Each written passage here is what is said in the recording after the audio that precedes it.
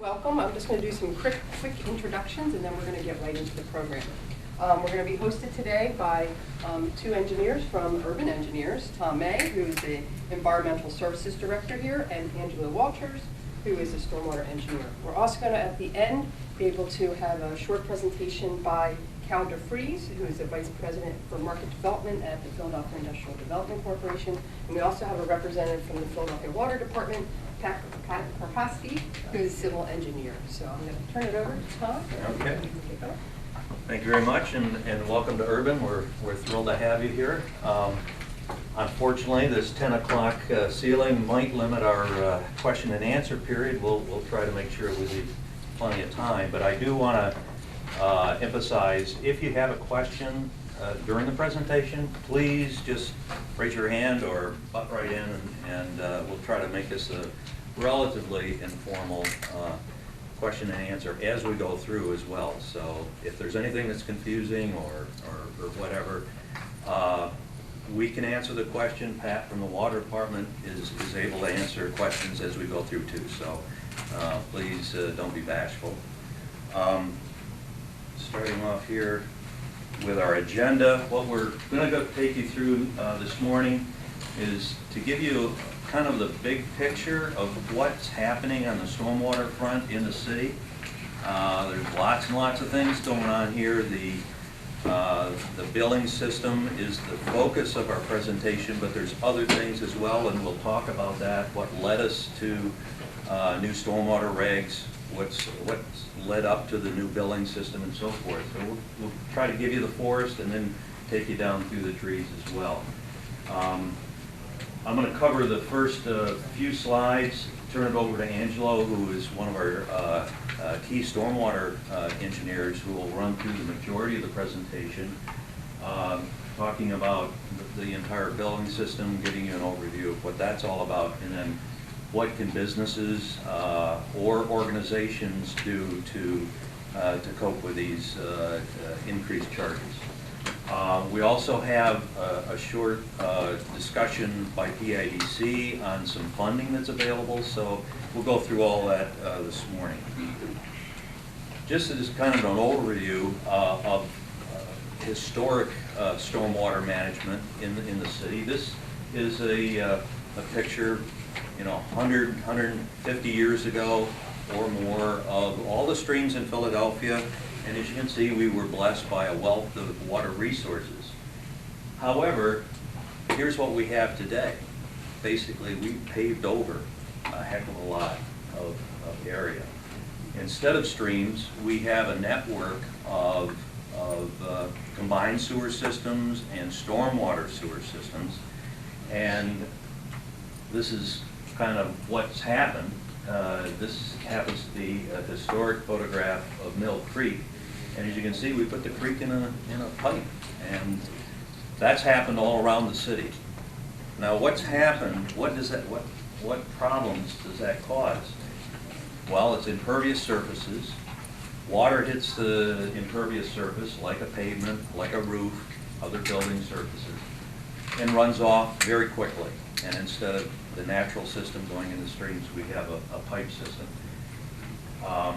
If you take an acre of parking lot and 1 inch of rainfall hits that parking lot, it generates 27,000 gallons of stormwater. If you take all the impervious cover in the city, expose it to that 1 inch of rain, we're talking about 327 million gallons of water, which would fill up the lake 6 times that volume. That's a heck of a lot of water. And what that causes is things like this. Combined sewer overflows, stream bank erosion, tremendous flows into the river. And when the combined sewers, and combined sewers is both sanitary sewers, when you flush your toilet, it goes down the sewer, but storm water also goes. That's a combined sewer. When you have heavy rainfalls, combined sewer doesn't go through the treatment plant anymore, you have overflows. So not only do you have this kind of condition, but you have increased contamination getting into our streams. So the water department is faced with, how in the heck do we deal with this issue? There's two ways to do it. One is kind of a gray approach, build retention systems, bigger pipes, holding ponds, tunnel systems and that kind of thing, or a greener approach. And the city has decided to go to the green approach. This shot down here is, I believe, from the city of Chicago. They've kind of taken a different approach to managing their stormwater. They're building a big tunnel and holding system, spending billions of dollars to handle that first flush of stormwater. Philadelphia has really been a leading light in managing stormwater using a greener approach, trying to infiltrate the water before it gets into the system, using anything from green roofs to infiltration systems under parking lots, rain gardens, and that kind of thing. Here's a couple of quotes. Basically, Philadelphia is become known in the United States as a leader in the green approach, best management practices, ways to infiltrate, and is really kind of the shining star. There's a lot of major cities that are looking at what Philadelphia is doing and trying to emulate that, because it is a cheaper approach, so that as people look at their stormwater bills and it's going up, it could be a lot worse if you're going into the gray approach as opposed to the green approach. There's a number of things that the water department is doing to try to get their hands around this stormwater problem. One is to regulate new development, and Angelo will be talking you through that a little bit. The other approach is to managing encouraging existing users to reduce the amount of stormwater that is reaching the combined sewer system. So with that as an introduction, I'm going to turn it over to Angelo, and he'll take you through most of the rest of the presentation. Thanks, Tom.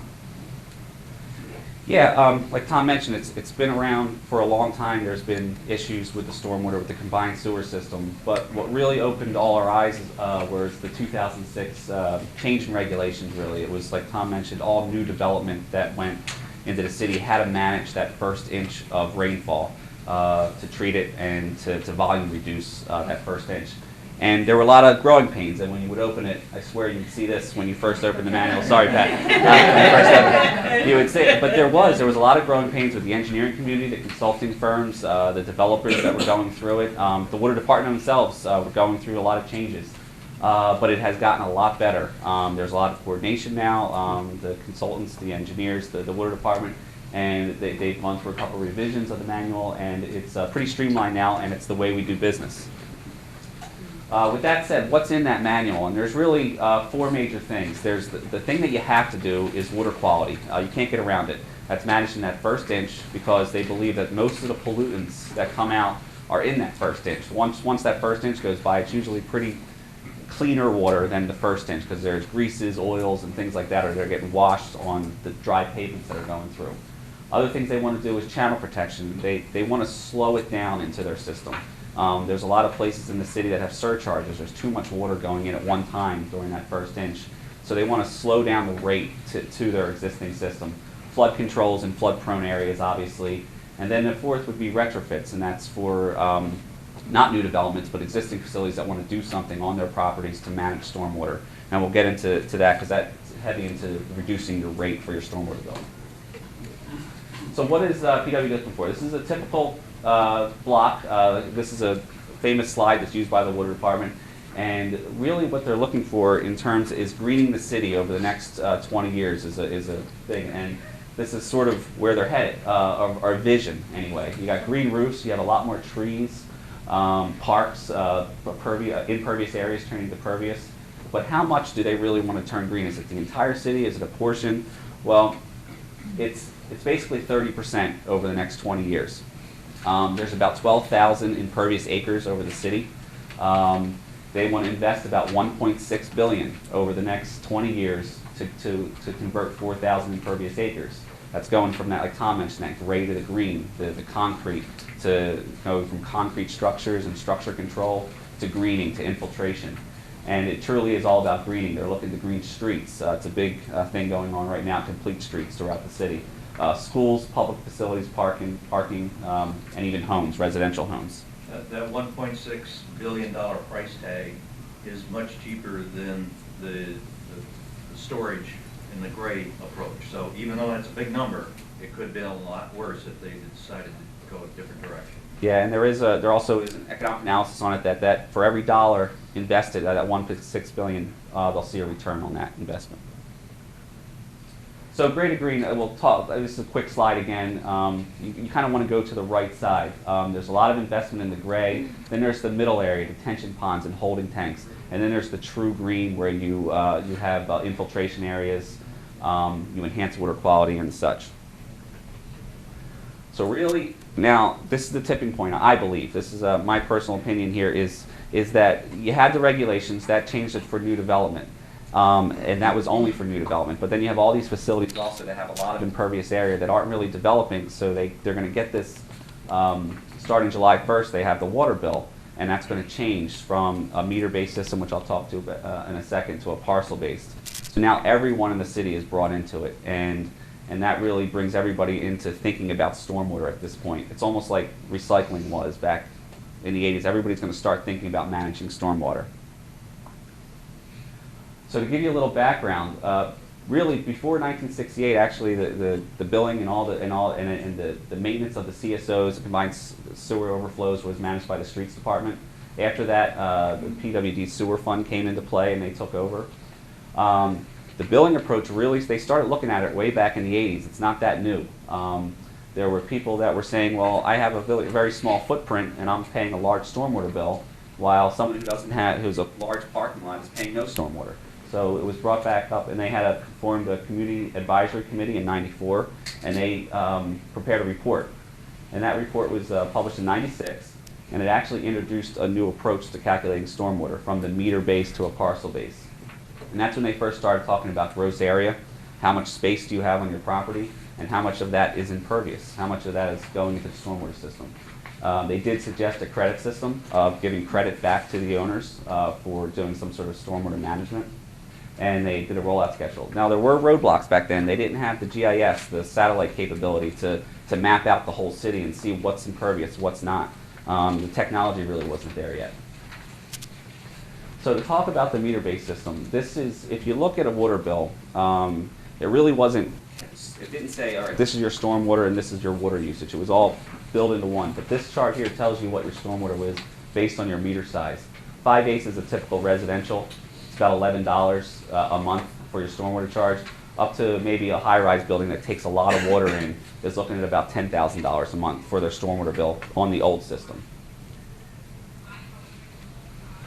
So again, why do they do it? Well, they want to look at equity. There was a lot of commercial customers in the center city, again, that had a small footprint that were paying a lot of money for their stormwater, while say the Eagles parking lot out there was paying nothing because they didn't have a meter on their system, but they're generating a lot of stormwater.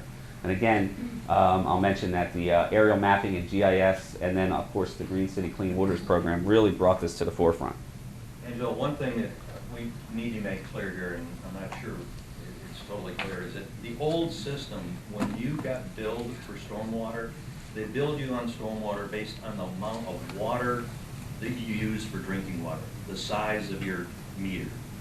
The new system is much more equitable because you base your stormwater on the amount of land that you have and the amount of water that runs off at the impervious. So that's really the big change, and that's why the equity and so forth is in here. So it kind of makes sense. For stormwater, be billed on your impervious surfaces and so forth. For water, fine.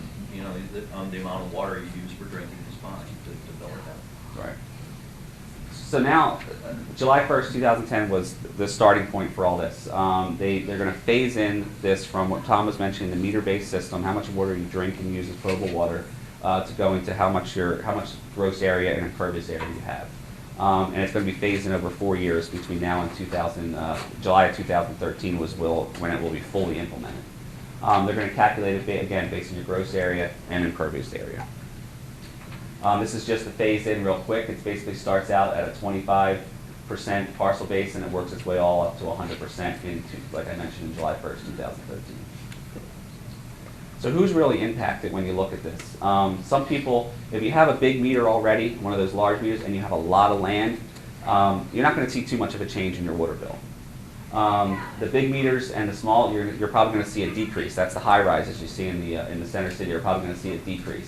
The ones that are going to get a lot of increase that you have to look at are people that had small meters to begin with, but have a lot of land mass and a lot of impervious areas. And that's probably schools and universities, warehousing, corporate campuses, and parking facilities. And just to mention, there's really not too many exemptions in the city. Nonprofits aren't exempt. Schools and universities, city agencies aren't exempt from the program. Pretty much everyone is under this, and it's a bill, a stormwater bill. For example, you would think the airport city agency wouldn't really have to pay their, believe me, they are really paying, obviously, acres and acres and acres of impervious surface. So everybody is under this umbrella. So I'm going to run through a quick example here of what I'm talking about. This is a water bill from 2008 for just happened to be a client of ours that gave us our water bill. It's a 3,000 square foot area. Basically 90% of that site is impervious. Their water bill, they had a pretty small meter. Total water usage and stormwater charge was around $510 or so for that parcel. And this is the old meter-based system. That's a month? That's per month. That's per month. Now, this is a calculation slide, but I just want to, they calculate it by every 500 square feet of land that you have. They do, and then to give you a factor. The gross area factor is a lot lower than the impervious area, so you're really only getting charged about 52 cents per 500 square feet that you have for just your total land mass of your parcel. Your impervious area now, that's where all your runoff is going. It's a lot higher charge. It's $4.41. So if you look at it, if your entire parcel is impervious, basically 90% of your charge is coming from your impervious area charge. So that $510 bill, now their new monthly start, this will start in 2014, this is when it's 100% enact, is around $2,700. If you look at it over, again, that's about a 2,100% increase over that time frame. So it's something that they got to think about is can they do something, because there are things in the water department that's put in place, which I'll talk about, that they can reduce this and get back down to a reasonable level. In a per year basis, they were paying about $1,400 a year. Now they're going up to about $32,400 a year. These are a couple examples we have that you can get addicted to this water department website. They have a great website that they have. It's a parcel-based system, and you can click on any parcel, whether you own it or not, and see what their water bill was in 2010 or what it is, and what it's going to be over that next till the phase-in period. So and again, you can click on any parcel and see what they have. We're sitting in this building right now, 530 Walnut. This is our building. Basically, when you go on the website, you click on it. We generate on the first inch about 43,000 gallons of water for that first inch storm. Our 2010, basically we have a pretty large meter in this building, water meter. It's about $2,900 a month. 2014, we're going down to $664 a month. So we're seeing a 77% decrease, or $27,000 a year reduction in our stormwater bill, because we don't generate that much compared to other parcels. Unfortunately, our landlord hasn't told us that we'd see a decrease. Now, in converse, Lincoln Financial Field, they have a huge parking lot. They got really the only impervious area is the field itself that they have marked out here. They generate about 1 million gallons of stormwater, just that first inch of rain that they have. Their bill in 2010, $4,500, is jumping up to around $16,000 a month. It's a 250% increase, or about $137,000 a year increase in their stormwater bill. And this is just one example of the city. So when you think of who's getting hit the most, it's those large parcels that have a lot of impervious area. I'm going to give you some local reaction. This is about a little less than 2 minutes, but it's pretty interesting. You can see what some business owners are saying. The recent news story here.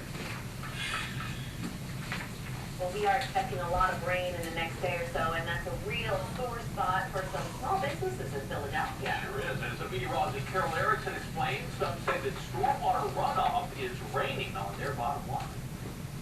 Church pews filled with Philadelphia business owners might be expected in this economy, but this group isn't praying for change. They're demanding it. Their properties have been reassessed by the Philadelphia Water Department, and having concrete will cost them big. David Wolf stands to spend an increasing fortune in stormwater fees. For stormwater management, we're going to pay more than $500,000. It's hard to stay in business. Same thing at the recycled box company. Hard surfaces that won't absorb rain will have to absorb up to 400% increases in water department fees to process the stormwater runoff. They're going to drive them out of the city, make them close their doors. The big change in stormwater fees, the footprint size. The bigger the parcel, the more concrete, the more roof, the more a business will pay. That means a parking lot can pay just as much as a high-rise. Though city skyscrapers may pay less than paved businesses in challenged areas of the city, the water department says that's how it should be. Fairness. It's really based on the true cost of service to a particular property. When it rains on a property that's large and impervious, there's a certain amount of stormwater that goes into our sewer system. It's part of the city going green versus gray and taking it easy on the Delaware and other endpoints of stormwater by encouraging porous surfaces at businesses. It's a water fee. It's a tax. It's a disagreement under discussion with an endpoint of its own. If I don't pay my water bill, they'll shut it off in the blink of an eye. Determining whether it's water torture or water fairness may be as hard as concrete. In Philadelphia, Carol Erickson, CBS 3 Eyewitness News. So that's a local business, but you think about it from the water department's perspective, it's fairness. It's how much water is coming onto your parcel. You are being billed for it all the time, and if you're not generating as much, then maybe you shouldn't be charged as much. So it's something that's ongoing, but it is what it is.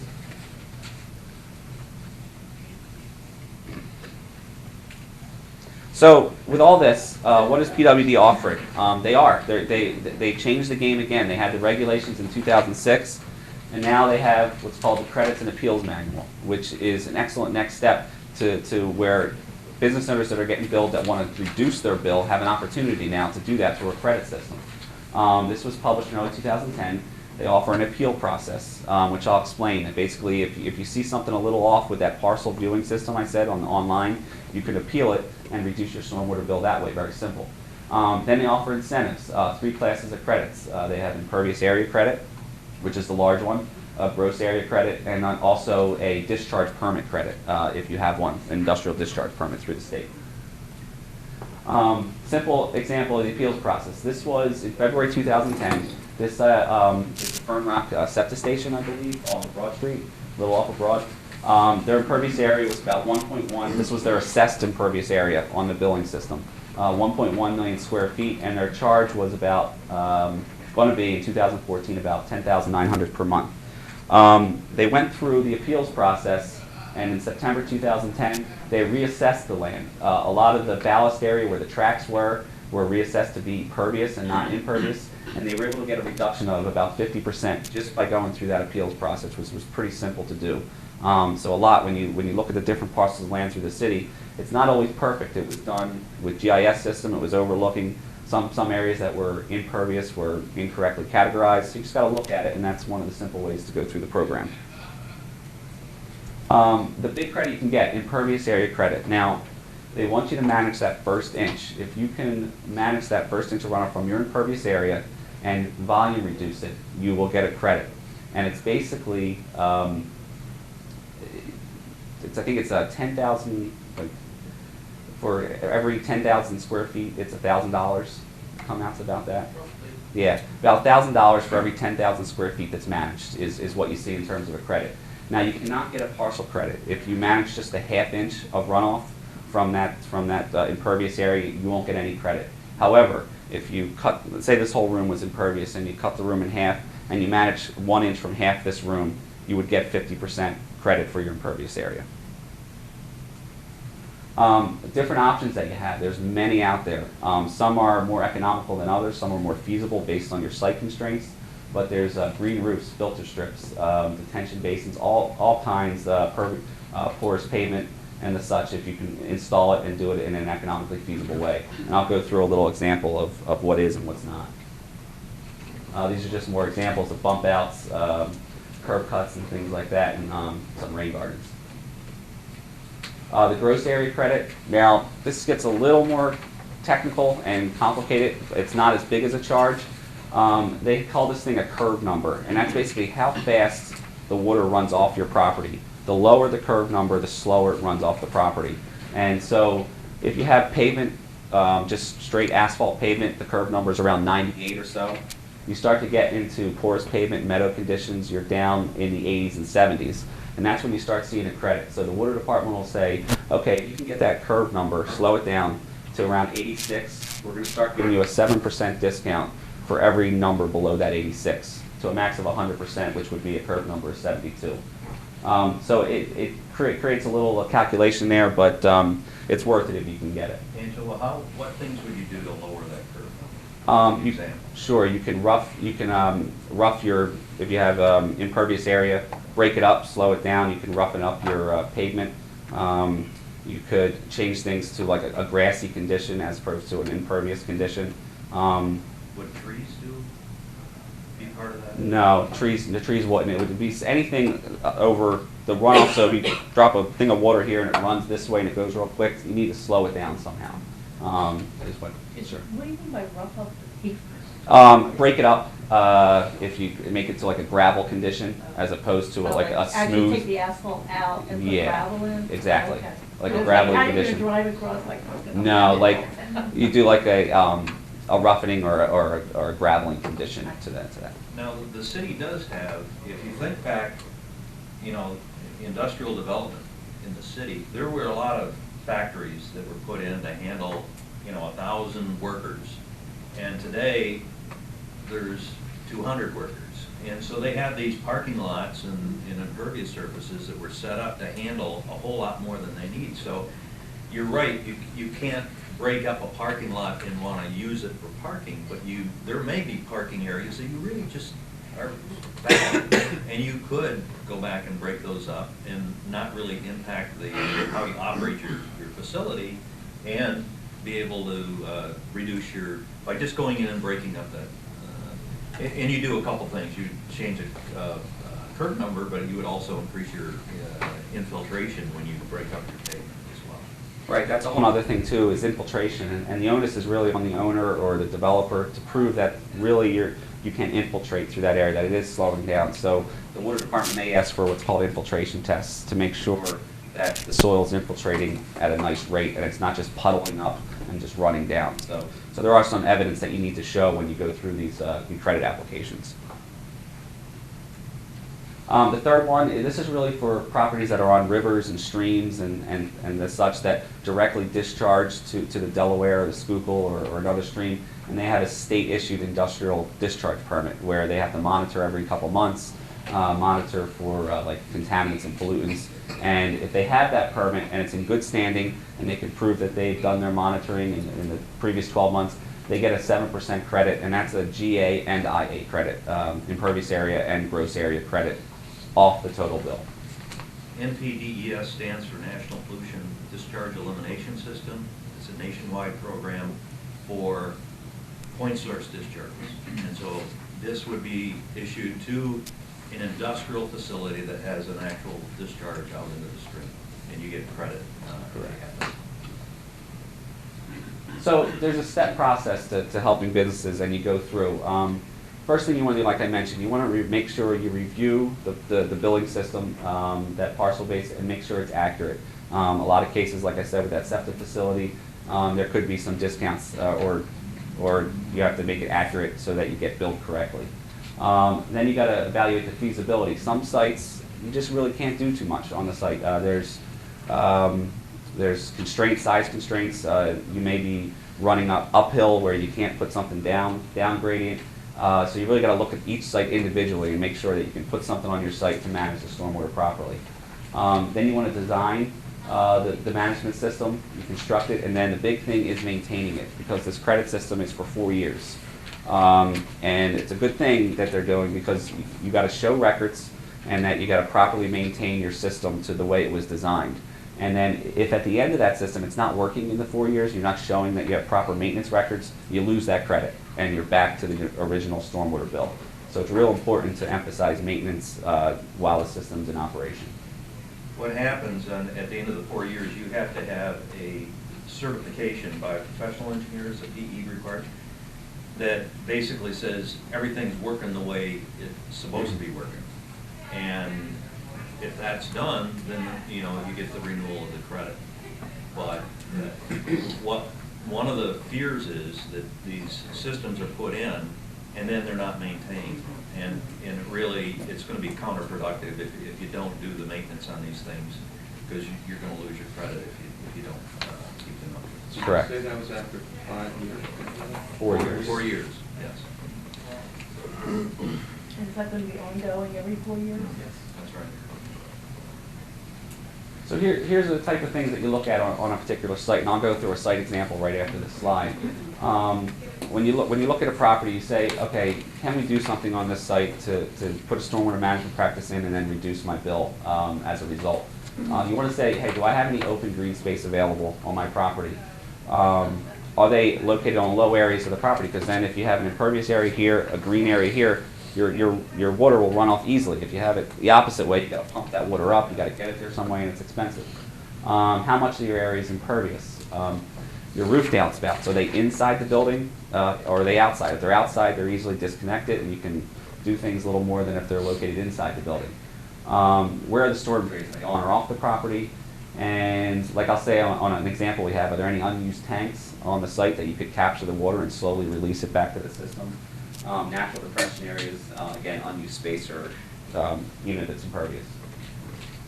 So this is a client that we're currently working with, and it's a typical warehouse facility in the city of Philadelphia. It's pretty large. I think it's about 34 acres of property. It has a large warehouse with a lot of impervious area around it. Some pervious in the green areas there. They generate about 820,000 gallons of water.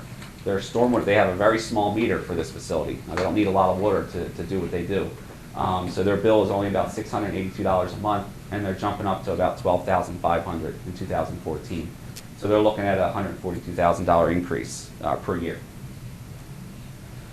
So the max credit they could get, if they handled the entire 820,000 gallons, they could get back to their, reduce their stormwater bill 100% to $150,000. Now, that's pie in the sky. You can't really do that because you can't handle all your stormwater all the time. So on this site, complicating factors. There's not a lot of green space, those questions that I had on that previous slide. It is nearly 100%. The roof drains directly to the sewer and they're inside the building, so it's tough to handle that stormwater on the roof.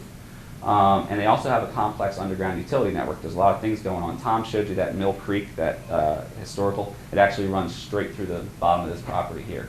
So that's a complicating factor. Now there are advantages. They tell us they have 4 acres that they don't use on this lower portion here, and I'll show you that space in a second. And then the unused space is on the low portion of the site, so everything runs down to that unused portion. And they have a 300,000 gallon unused tank, that little yellow circle there. So what we look at, we can say, all right, 70% of the area, maybe we can treat with a retention pond, and that 4 acres of land that they don't use, we'll convert that impervious area down here to a retention pond. We have costs that we know. The retention pond usually costs around 37 cents per square foot to build. So now you can start thinking about payback because you're going to get a credit for that. So a capital cost to build that retention pond is around $150,000. And if you use that and it captures all that rainwater, you're going to get a credit of around $42,000 a year on your stormwater bill. The other 30%, maybe you can do that surface roughening I mentioned, convert it to a gravel type parking area instead of an impervious area. That's reducing the hard surface. That costs around 62 cents. And then you would see a PWD credit of $18,000. Now, a little more complicated. You could do the roof runoff. And they have this 300,000 gallon tank that they could use that they're not using. I think it was an old fire storage tank that's currently empty. It's a little more expensive though because it's uphill. The roof drains are inside the building. So we're looking at a per square foot basis of about $2.95. It's a $1.4 million price tag to manage this stormwater. and our credit really is only going to be around $48,000 for that. So maybe that's not the best way to handle it and manage your stormwater at this point. So when you look at it all together, you look at them individually. You have the retention in that 4 acres of land with the capital costs I mentioned and our credit. You start to see a payback of about 3.7 years. Now, you start to think, what's a good payback? Probably anything between 0 and 5 years. You start getting over 5 years, people aren't too interested in doing it because the payback's a little too long. So you have a hard surface. When you start 6.2 years, maybe it's something they could do. But then you add in the roof, and it's got a close to a 30-year payback with the credit system in place. And you add them all together, you have about 16-year payback. So maybe you just want to consider that pavement treatment only, not the roof, and pumping it to the system. So it's all the things you look at different properties, and every property is different. But these are some of the analyses that we do and provide to our clients. I'm going to show you a quick tool that we have in-house that we generated. I'm going to use, again, a SEPTA facility. Let's see here. This is that neat tool that they have online. Let's see if I can do it real quick for you. This is the water department's website, correct? Yes. It's phillystormwater.org. Is that correct? So you just basically type in any address in the city. Hopefully it comes up. It does. It's a pretty large parcel. And they give you all the information here. It tells you the owner, tells you how much gross area they have on the property. This is just a quick view screen. If it was a smaller parcel, it would zoom in a little more and you'd see it like on an aerial image, like a Google Earth type image. And then they have this neat link about this parcel. And I won't click on that because I already have something open here, but it basically gives you a fact sheet on the property. And this is the SEPTA facility. It's a large bus depot, impervious area. Everything outlined in red is the property boundary. And as you can see here, they have some green space over here. Now we haven't discussed it with them, but it's something that they looked at. Hey, do they use this green space? Is it low lying? And this runoff from this roof, can it be directed over here so they can somehow reduce their water bill? Because if you look, their parcel is, they're currently paying $2,600, and they're going to be going up to $13,000 over to 2014. So maybe they want to consider doing something with their runoff. What we developed an Excel-based database where we started pulling in all the properties. So for this property, I think it was 4301. Basically find them, 4301. It's all in numerical. And just find those.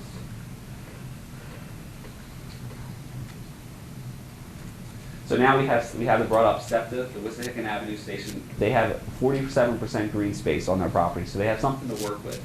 And basically, you just have those credits. We only have 3 entry points on here to figure out what's going on. And it's a real basic, just conceptual idea of what they could do on this site.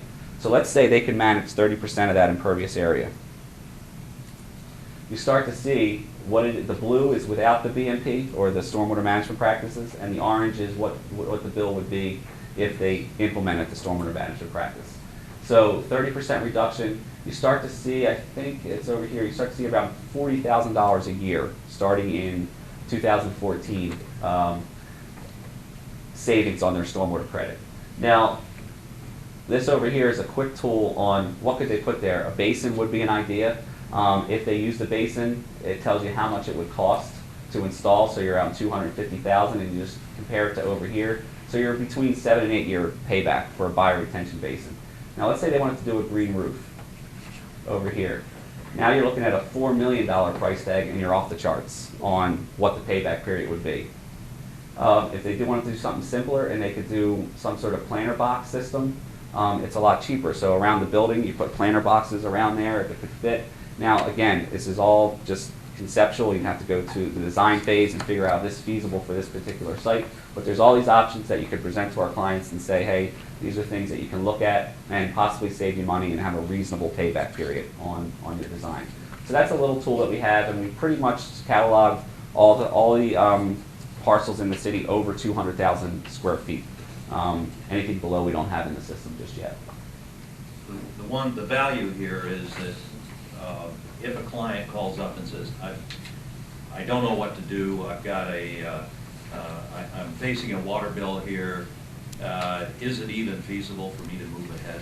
This is a very good screening tool to, do you have a chance in holy hell to get it, or should you just, face facts and you're just gonna have to pay the bill? And this is a very quick way to at least tell them, hey, you've got an opportunity here, you need to take the next step to actually evaluate it. The other thing I wanted to point out is the green roof.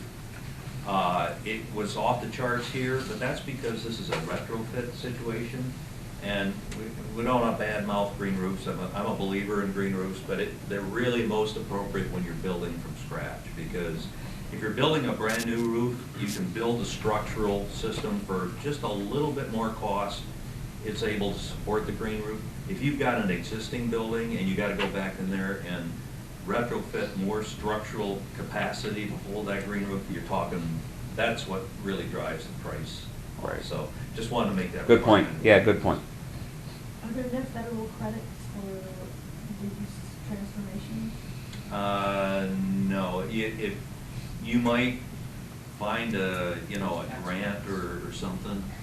You got tax credits for building green roofs, I think, from the federal government. You do, yeah. I think they offer something And the like city. that. The city has a And the green city roof has tax that too. credit. Mhm. That's about it. But when you're facing a couple $1 million and the tax credit is, so you've got a long road to recovery for the green roof on an existing building.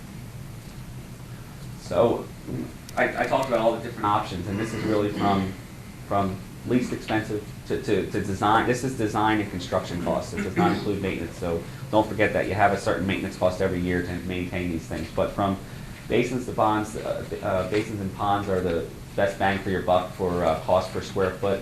And again, it works its way all the way through these different best management practices for stormwater, all the way up to green roofs. And you look at porous pavement here; it has such a wide range. And again, that's for if you have a new development and you're just installing your porous pavement from scratch, you're probably going to get a good deal per square foot. But if you have to rip up the existing impervious pavement to put it back down, then you start to price go. Up until now, I was thinking about harvest and reuse, but I didn't see that in the credit formula. Is there a credit for gray water reuse? Sure. If you capture your runoff from your roof and reuse that, and reuse that in the building, it would be the same as managing that first inch. Okay. You would get a credit for that.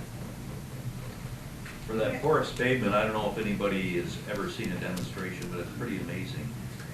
If you take a chunk of porous pavement and pour water on the top of it, and you just held it up, it comes down right through. It's amazing. And where that porous pavement is okay is in a parking facility, but you don't want to really put it in an area that's going to take a lot of heavy traffic. So we've seen a lot of cases where the actual entryways and traffic patterns within a parking facility would be paved in a normal way. But where you park the cars, they make it into porous pavement. And that basically lets that water infiltrate and you get a credit for that. Is it the same credit as a basin, or is it a lesser credit? Same thing. Credits are all area-based, so management is management regardless. But by putting in this porous pavement, does that effectively, from an engineering standpoint, do the same thing as a basin? Does it take all that water? Yeah. Yes. Yep, it does. And what's been your experience on a retrofit when you have existing paving as opposed to new paving on doing that? It's more expensive. What kind of paybacks does that take to? Yeah, the paybacks are a little tougher to achieve. It's going to be above that 5-year probably to get that. When you start ripping up a large portion of pavement, and then you got to dig down, you got to put that storage volume in there. It's a little tougher to achieve than anything else. I understand that the stormwater charge was based on looking at how much money the city spends on stormwater management and then whacking it up. What's going to happen to that charge in the future? As far as, do you mean if like everyone's managing it? Well, no. You know, you're charging people based on their stormwater their stormwater runoff now, just like you charge for water. Water rates go up.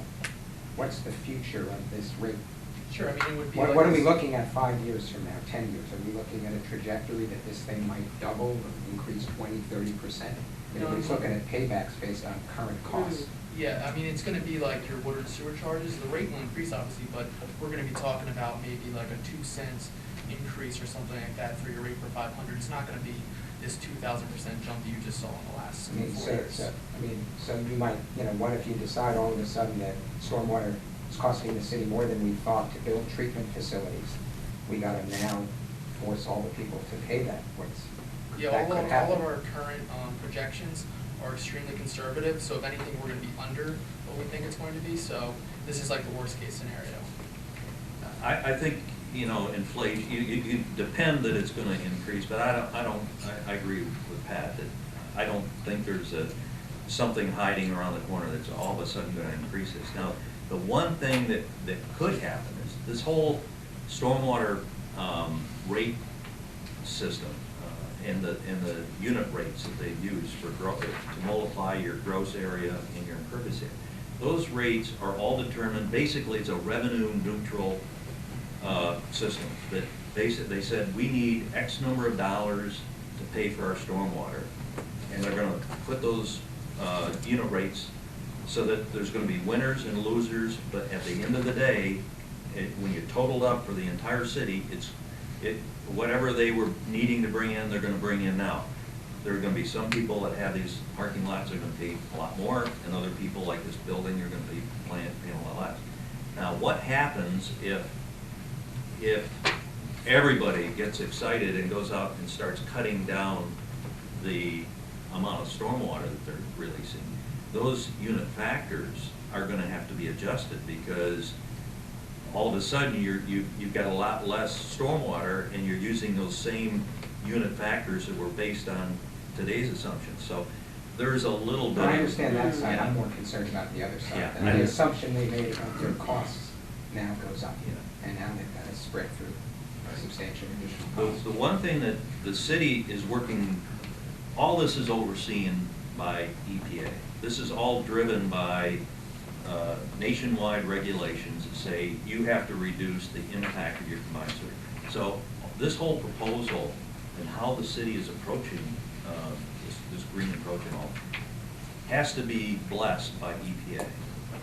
I don't know, Pat, is that actually, I think we're almost there. I'm not sure that we're totally there yet. Yeah, I think the final report is going in this summer regarding that, but they've kind of done like an initial look at it, and they're still not really that confident that the city's going to be able to pull this off with this greening plan for the city, just because no one else has even tried this yet.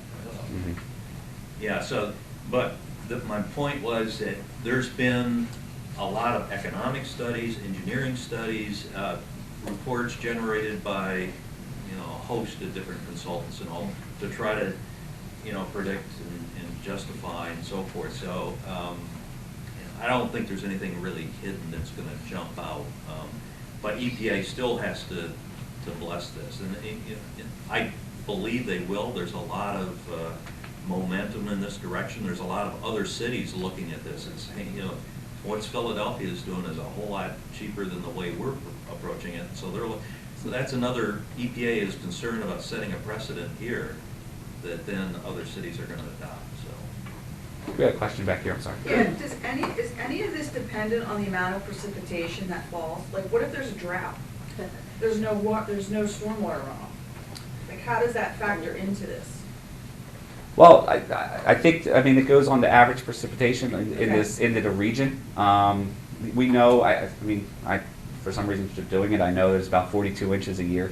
I don't know why I know that, but I know that comes into a year. And so I think that was taken into account. How much runoff is always coming to the system on an average basis. So you might have a drought at some point, but you're going to have heavier rainfalls at another. So it all comes together. Will that be reevaluated, do you think? Like, every couple of years? Probably not. I don't know that answer. This is like historical data over like the last 100 years. Okay. Yeah. And also that 1-inch storm is 90% of the storms in Philadelphia. That's why we picked it. It's kind of handled most of the runoff that is generated in the city. Right. kind of an interesting take on that is whether anybody, there's some non-believers out there, climate change is coming, And what you're going to find is bigger peaks in valleys. We're going to run into more droughts, and we're going to run into much heavier thunder showers and so forth. The one thing that you run into when you have a drought is you have an accumulation of crap on the streets, so that even though you might have less rainfall, when you do get it, you've got an accumulation of a month's worth of stuff going in. So that first flush is really going to be potent. So it's really going to be important to capture that. Right. I think with that, we have representatives from PIDC that can talk about funding opportunities.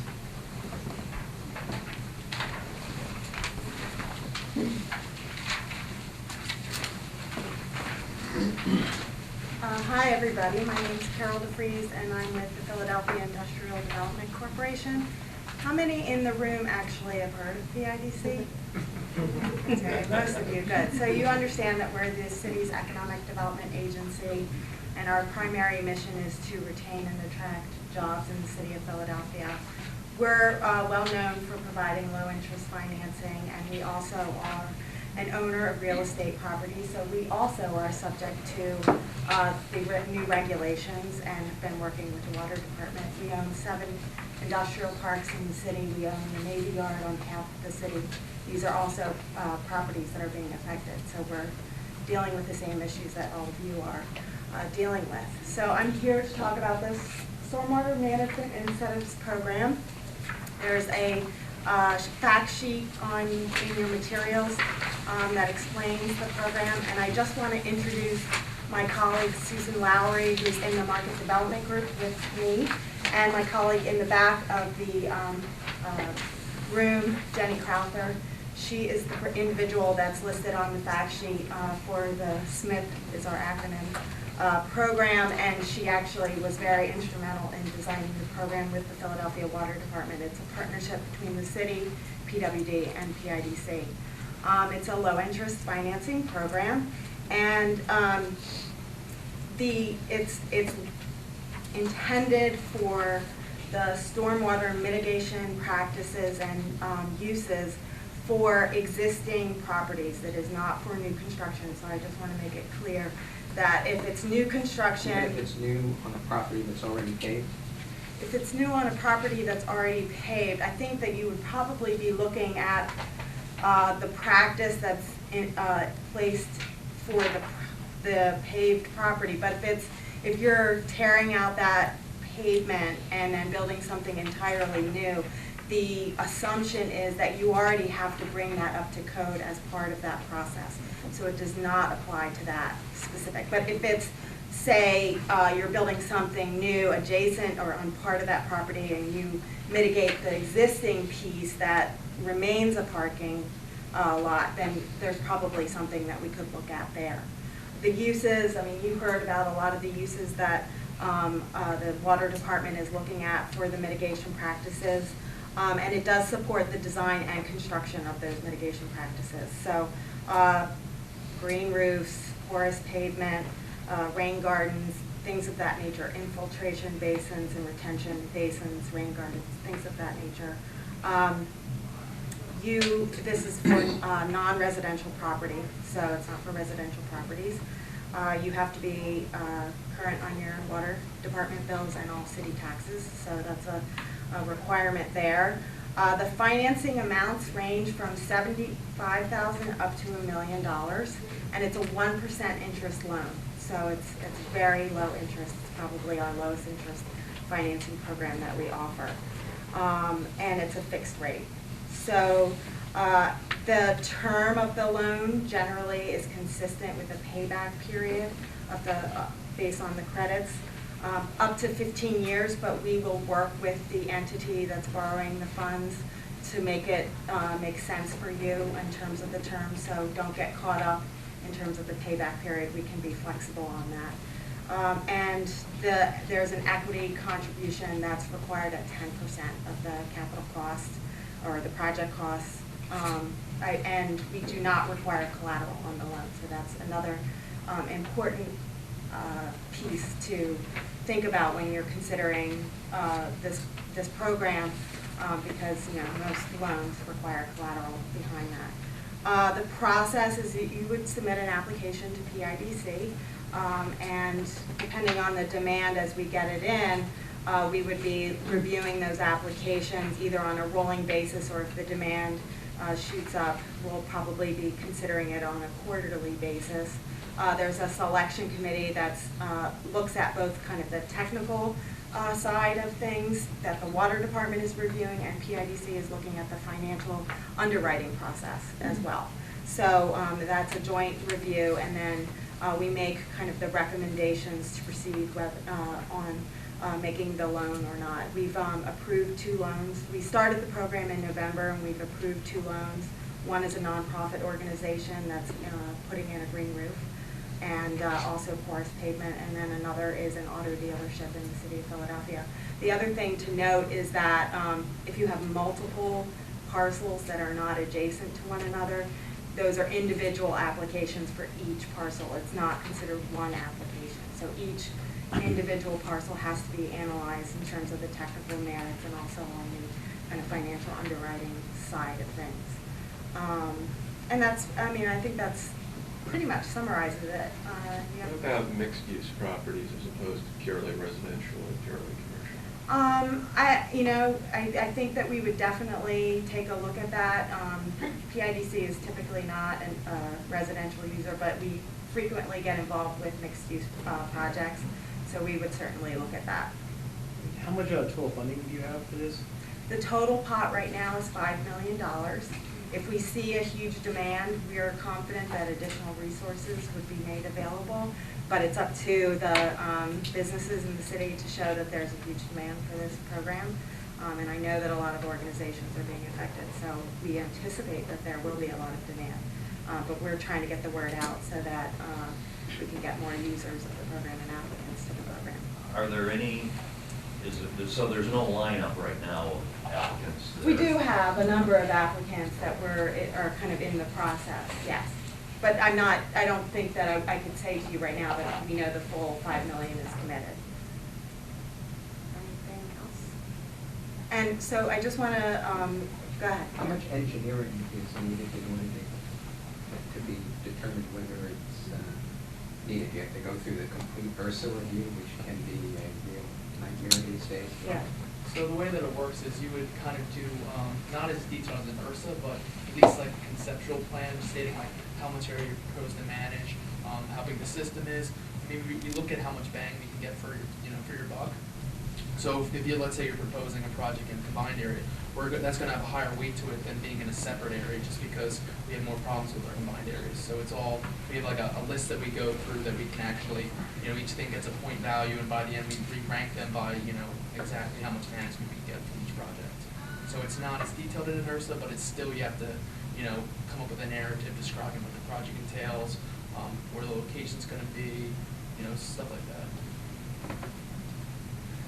Just to kind of reiterate, if you're interested in this program, at the end of the program, if you want to just get in touch with any one of us and give us your business card, we'll reach out to you, send you any materials, kind of send you the application and all of that. And then if you need to think about it, obviously Jenny's contact information is on here, but I'm also available to give out my cards. Thanks. Kind of related to your question, which was really, how much paperwork and engineering is required for the application. One thing on kind of the bigger picture is on this whole credit program, the credit isn't based on a paper study that you might submit. You don't get the credit until you actually implement the best management practice. So that's another reason maybe people aren't barging ahead and you're not overwhelmed with that, but because you are making a fairly major commitment. You're starting down the road, you got to do the engineering, you then have to build it, and then you have to get the water department's approval on everything before you get the credit. So it's a step process that when this credit system first came out, I was thinking that you do an engineering study and show that it was cost effective, and then you could go ahead and get your credit, and that would help pay for the front end cost, but that's not the case right now. long does it take from the beginning of the process to it's actually working? It's really site-specific as to what you would build. You know, if it's just disconnecting your downspouts and letting it go off into a low spot into the property, that you could implement that very quickly. But if you're talking about an infiltration system that maybe is under your parking lot or something, you're talking a fairly major, you know, but maybe a year before you can. Between by the time the design is done and then the review. The whole process might be a year. So there's a post-construction evaluation by PWD? Yes. What is you mentioned that the intent is to catch the first inch of runoff or delay it. What is the delay time necessary before you start feeding it back in? Sure, there's specific rates that you have to do, and it's basically a per acre rate, and they want you to slow it down. I think it's called 0.24 cubic feet per second to slow it down per acre of land that you have that's running off.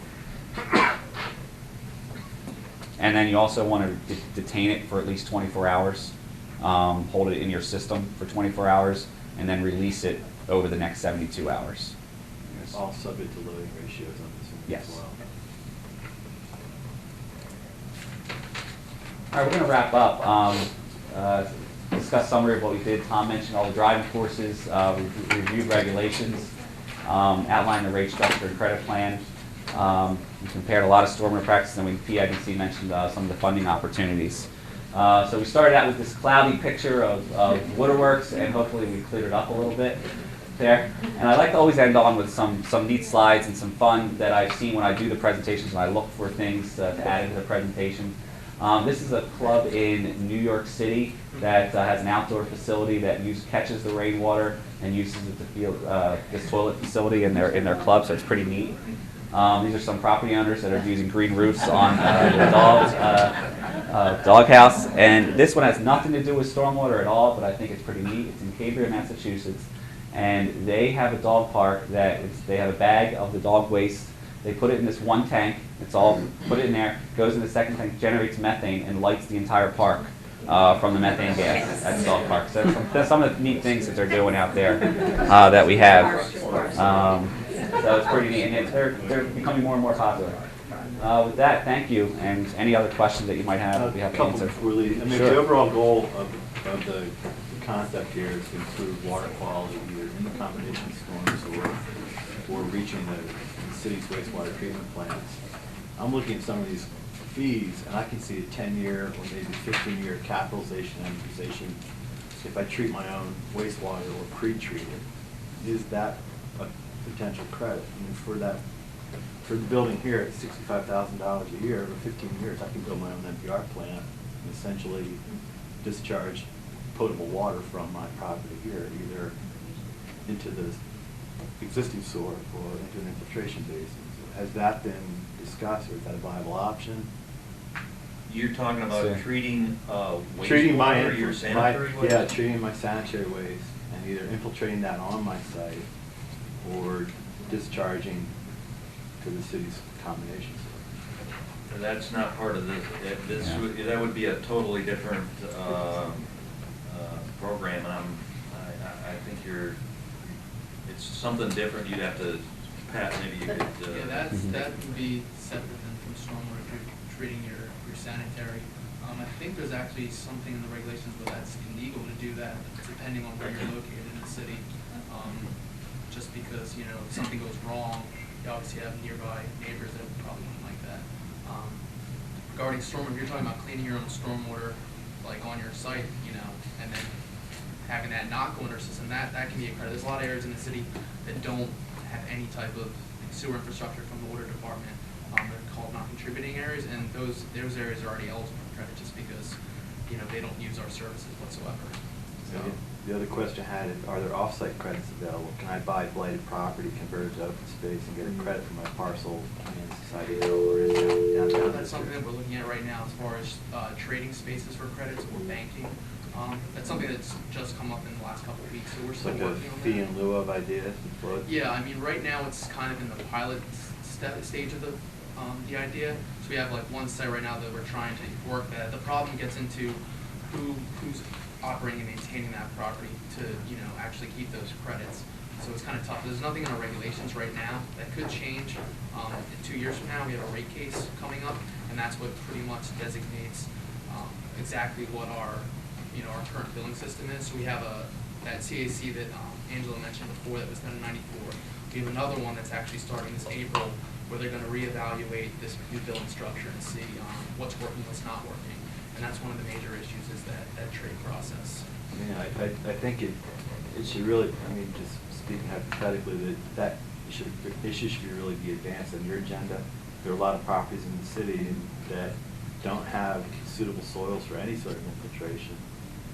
And without a fee in lieu of or an off-site credit, those properties could never get redeveloped to be economically viable with the new rate structure. Sure. And one thing that's different from the regulations, if you're familiar with them, regarding stormwater versus retrofitting, is that it's not mandatory to infiltrate for that, which is something that's different. You have to prove the regulations that you can't infiltrate on a site. Retrofitting wise, you don't have to do that. But I understand what you're doing. If it's adjacent, there's no problem with managing off-site. That's just a simple form we have where whatever site you're managing on nearby, you would have an agreement with the owner, whoever owns that management site versus your property that's receiving credit. But if it's you want to manage in Society Hill or something or somewhere else and your other property is located elsewhere, that's when it gets a little confusing. We don't have anything in place for that right now. My prediction is that the water department will eventually have a program that will allow that off-site credit. There's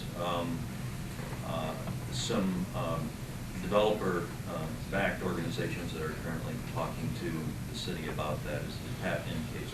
They're thinking about it, but it's for that exact reason that you're talking about. That sometimes, you just can't do much with if you have a very small site or your site characteristics are such. But if you go down a block away, you can manage your stormwater. So it's a matter of finding a mechanism to kind of guarantee that whatever you come up with is going to be feasible for the long term, that it'll be maintained, somebody's responsible for that. And it'll take a while to work out, but my prediction is that eventually it makes sense. It would be a win-win for everybody because the water department would get what they want, which is less stormwater coming, and the developer would get what they want is more flexibility and a cheaper way to get the job done. Is there a test case right now under review? Not that I know of. We're working for that right now. We have one site that specifically that we're working on, so that's kind of in meeting stages right now. The one thing I will point out is, if you, getting back to your first question of, going to your own treatment system, I would just caution that if you do that, you're into a whole different ballgame in terms of, you would need an NPDES permit from the state. It's routine for us, but okay. And there's some very publicized examples in Jersey City, Hoboken, none yet that I'm aware of in Philadelphia, where high rises are going to their own MBR. The treatment works. They're using that water for gray water usage internally in the building, and then any non-use of irrigation for their green roof, irrigation for their surface gardens. And then any non-consumed usage is just output as clean, potable effluent. It's available to other users within the service area. So, if the goal here is to diminish volume at the city's treatment works, that's really outside the box thinking. But that would be helpful to credit the example you just stated. Absolutely, that'd be like a rainwater harvesting. Yeah. It's just the thing that deters people from doing that is that you have to prove that you have that consumption there. It's the 72 hours still applies. So if that water quality volume that's on your, let's say it's a roof, that area, let's say you put it into a cistern and you're able to drain that down in 72 hours, then you receive full credit for that area that goes there. It's just a lot of times people can't use that much water that quickly because if we have back-to-back storms, let's say, then that tank's going to be full and then it's going right back into our system without being used. So that's what makes it tough. It's usually just gray water as far as toilets, It usually doesn't meet that. A lot, like one example where it will work is one of the septic sites. They use it for car washing at night. They do 400 buses, so I mean that's a lot of use. So you know they're eligible for credit. Any other questions? We have 10 minutes Yeah, before before the fire fire alarm. alarm, so I appreciate everybody's attention. Thanks so much. And, you know, if you want to hang around, the fire alarm only takes 5 minutes. So we'd be happy to answer any individual questions. And I want to thank everyone for coming, especially for Thom, Angelo, Carol, and Pat for presenting, and I'm sure you have business cards and such. We can pass around contact information too. Yeah, If you need- if you want to in the email me handouts, later. we have our contact. Yes. Great. Thank you. very Thank much. you.